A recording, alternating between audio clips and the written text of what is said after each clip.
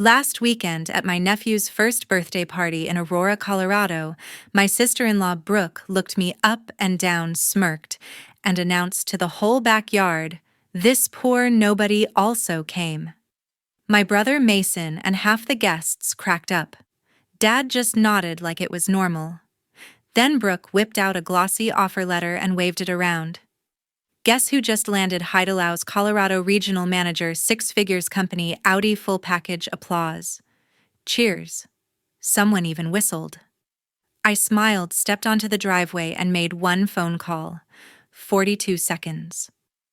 7 minutes later, 2 black sedans rolled up, and 3 people in suits walked through the gate holding a folder with the HADILAO logo. My name is Grayson Holt. I'm 33, and for the last 6 years I'm the only person at that company who can greenlight or kill any new restaurant west of the Mississippi. Before I tell you how 40 people went from clapping to dead silent in seconds, hit that subscribe button and turn on the bell right now so you never miss the moment the table completely flipped. Drop your city below and type, "I'm ready if you're here for the revenge." I'm waiting to see you in the comments. Let's get started. That kind of humiliation didn't start at the party. It started the day I could reach the prep table. By the time I was 10, I was already helping unpaid after school in the kitchen of the first Holt family BBQ restaurant in Aurora. I stood on a milk crate, trimming brisket, scrubbing burnt sugar off the smokers, and slicing onions until my eyes burned, while my older brother Mason Holt, 36, now got driven straight from school to baseball practice in Dad's truck. Mom always said Mason had the arm and the charm, so he needed to focus on the field. My job was keeping the kitchen running. Weekends were worse. While other kids were at the movies or sleeping in, I was hauling 50-pound bags of charcoal from the alley, mopping grease off the floor, and learning how to season ribs exactly the way Dad wanted. If I complained even once, he'd remind me the restaurants were the family legacy and somebody had to do the real work. Mason's contribution was showing up for the occasional photo when the local paper ran a story about the Holt brothers carrying on tradition. High school didn't change the math. I kept the same schedule classes until 3, then straight to the original location to help with prep before the dinner rush. Tips I earned went into a jar labeled college. Mason spent his on new cleats and Letterman jackets. When senior year came, my parents sat me down and said there wasn't enough for 2 tuitions.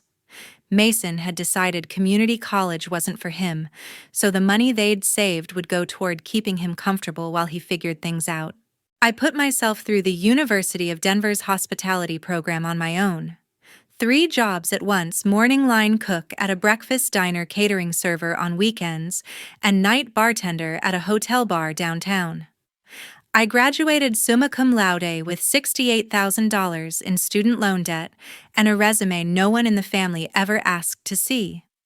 The same month I walked across the stage, my parents handed Mason the keys to a brand new Ford F-150 Lariat as a keep trying gift. He'd dropped out sophomore year, but the truck was supposed to motivate him. It didn't. Instead, he decided to open his own barbecue place using the family recipes and Dad's credit. 18 months later, the first location was bleeding.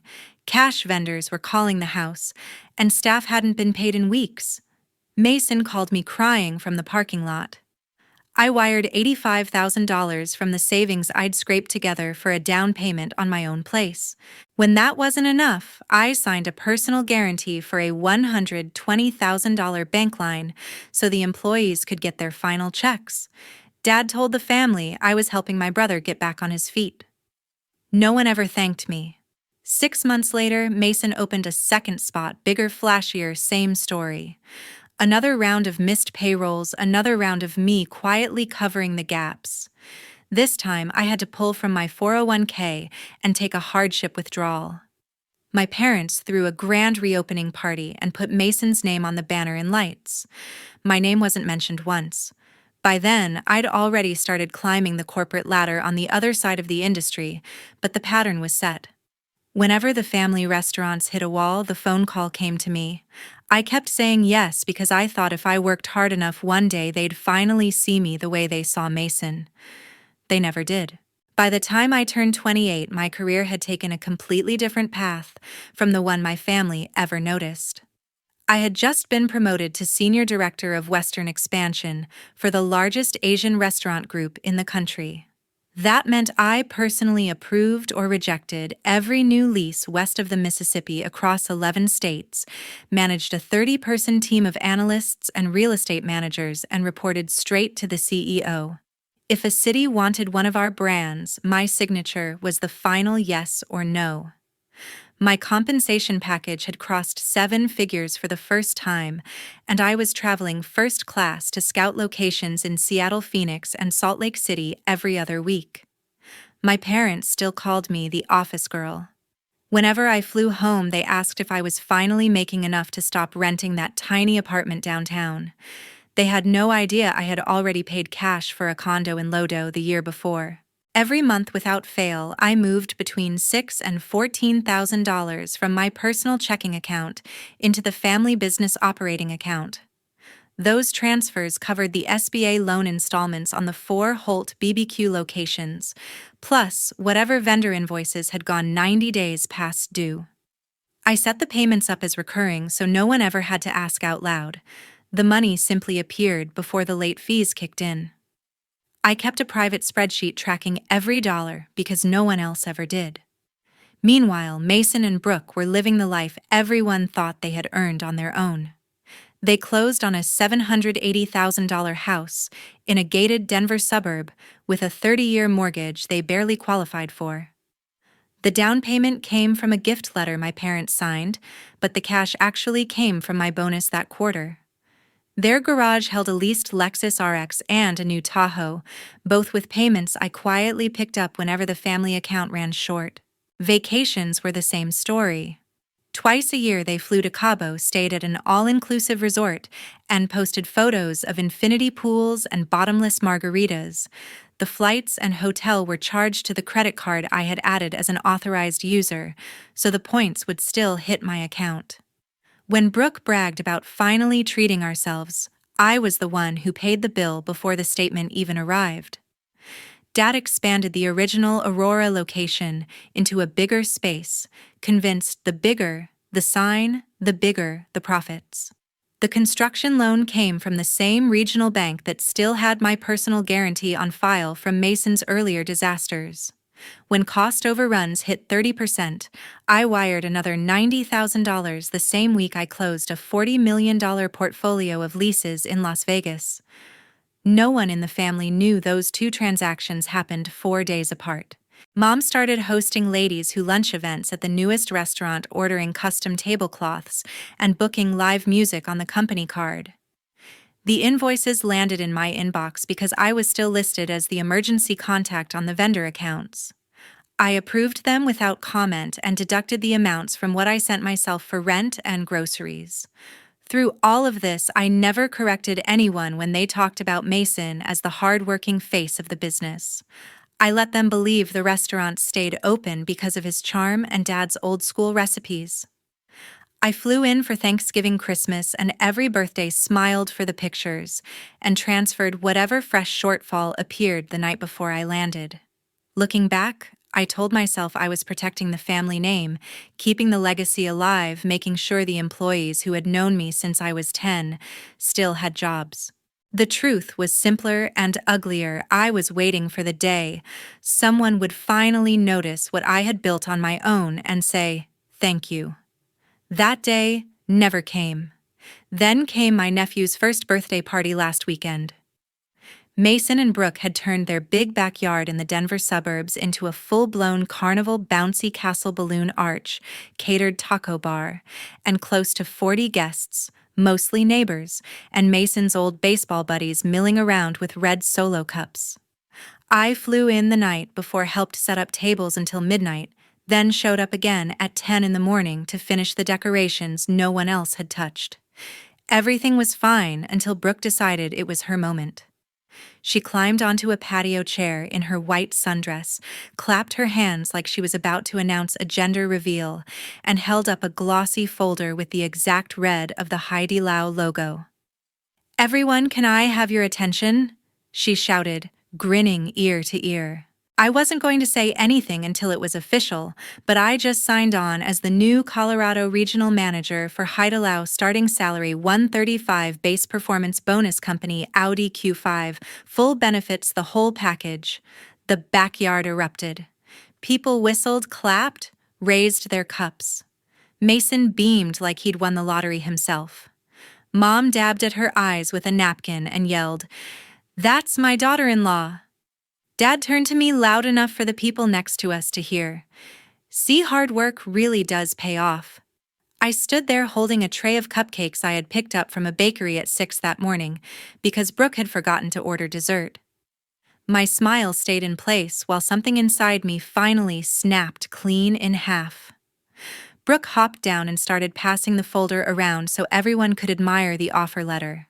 It looked real, thick cream paper, official letterhead, CEO's printed signature at the bottom, even a start date 2 weeks out. She made sure it reached my hands last. I flipped it open, scanned the first paragraph, and felt my pulse slow to ice. I recognized the template. I had personally approved that exact letterhead for the California rollout 6 months earlier. The signature was copied from a press release. The job title didn't even exist in our current structure. I handed the folder back with a quiet, "Congratulations," and told Brooke I needed some air and walked through the side gate to the driveway.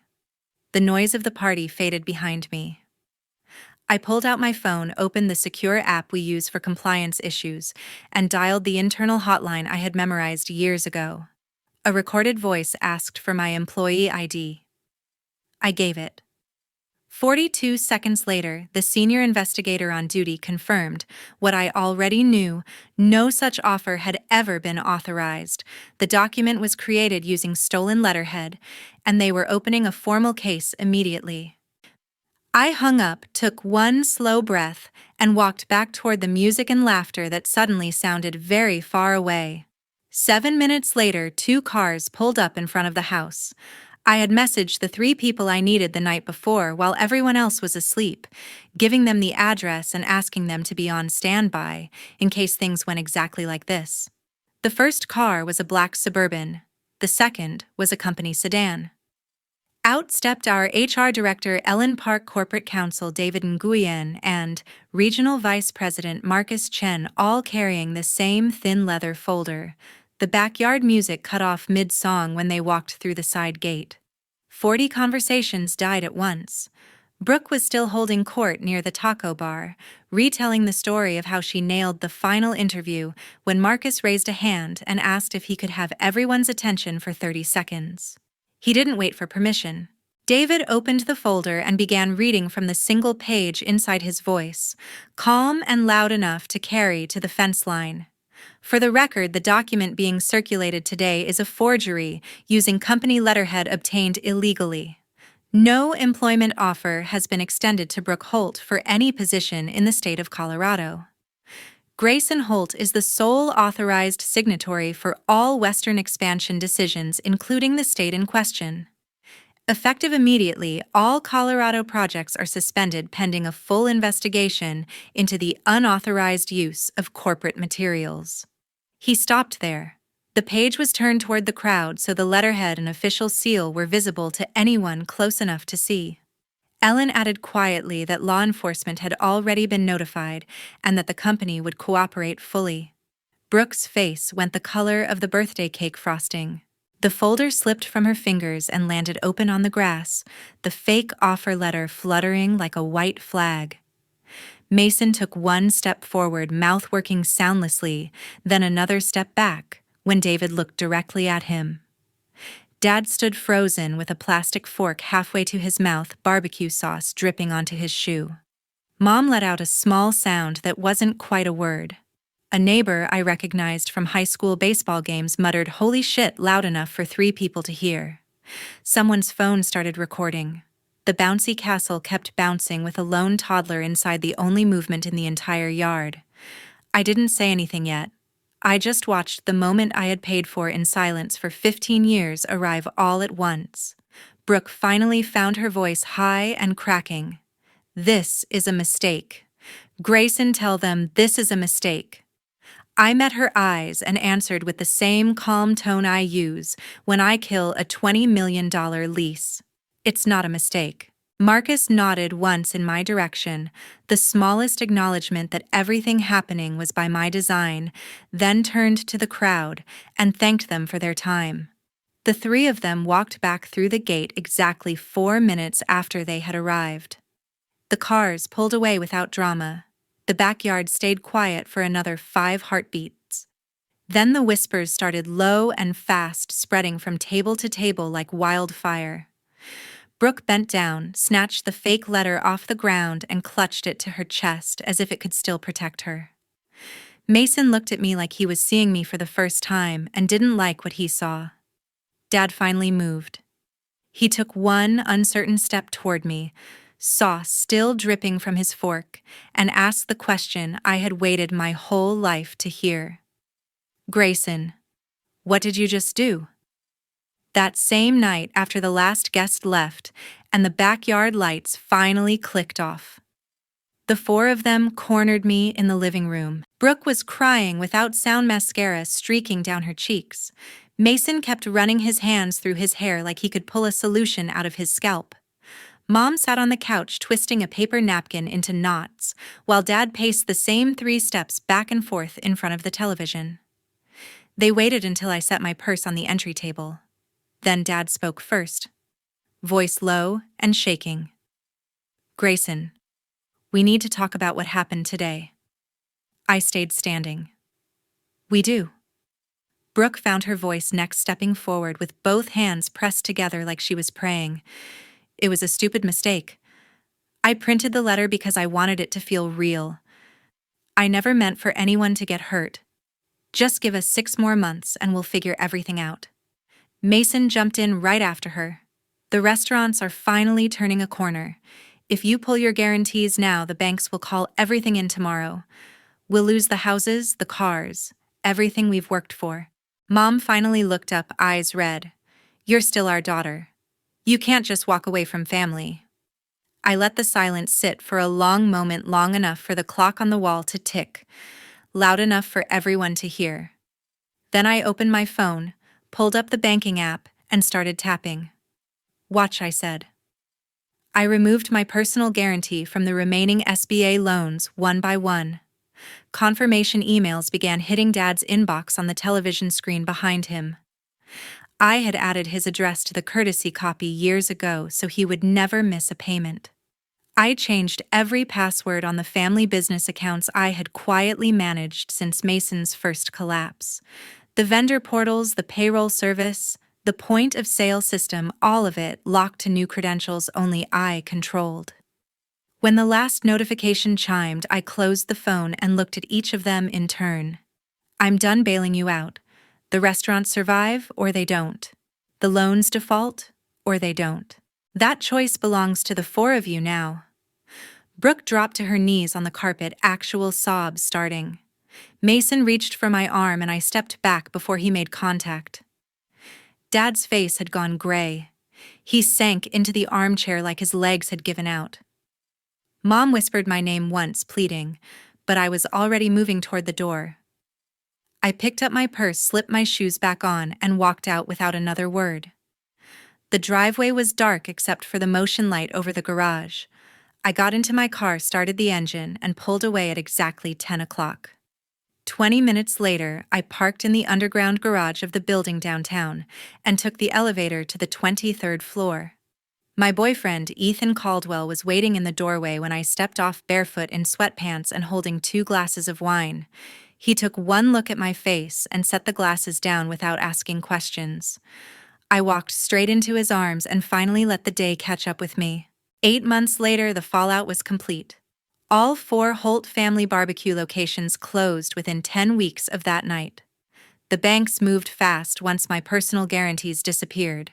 The properties went to sheriff's sale on the courthouse steps in Aurora and Adams County. Dad stood on the sidewalk watching strangers bid on the smokers and tables he had built with his own hands. Mom cried the day the moving truck came for what little furniture they could keep. They now rent a 1-bedroom apartment above a nail salon on East Colfax for $16.50 a month. The living room doubles as their bedroom. The pull-out couch is where Dad sleeps. Mom took a part-time cashier job at the grocery store across the street because the rent is always due on the 1st, and they can't risk being late again. Mason works full-time for DoorDash 12 to 14 hours a day in the same Ford F-150 that used to be his pride. The lease on the Lexus is gone. Brooke turned in the keys the day the repo notice arrived. She serves tables at Texas Roadhouse 6 nights a week, making $14.50 an hour, plus whatever tips the dinner crowd leaves. Some weekends she recognizes old regulars from the family restaurants and pretends not to see them. Meanwhile, my life moved in the opposite direction. The board promoted me to Vice President of National Expansion with a compensation package that crossed 7 figures for the first time. Ethan and I got married in a small ceremony on the rooftop of our new house in Cherry Creek, a 4-bedroom modern we closed on for $1.85 million in cash. The escrow photos still make me smile because nobody in my family was invited and nobody asked why. Last month, I sent one final certified letter to the apartment on Colfax. It withdrew every remaining personal guarantee, released any claim I still had on the failed business entities, and politely requested no further contact regarding financial matters. The return receipt came back 3 days later with a shaky green signature that I recognized as Mom's handwriting. I keep that green card in a small frame on my desk next to a photo of Ethan and me on our wedding day. Some days I look at it and feel nothing. Other days I feel everything at once. Here's what I learned, and I say this without anger anymore. Some families only respect you when the money stops. I just made sure it stopped on my terms, not theirs. That's the whole story, from the little girl on the milk crate to the woman who finally walked away at 10 o'clock that night and never looked back. If you stayed until the very end, thank you. Seriously, your time means the world to me. Drop a comment and tell me, have you ever had to draw a line with family the same way? What did it cost you, and was it worth it? I read every single one, and your stories keep me going. See you in the next one.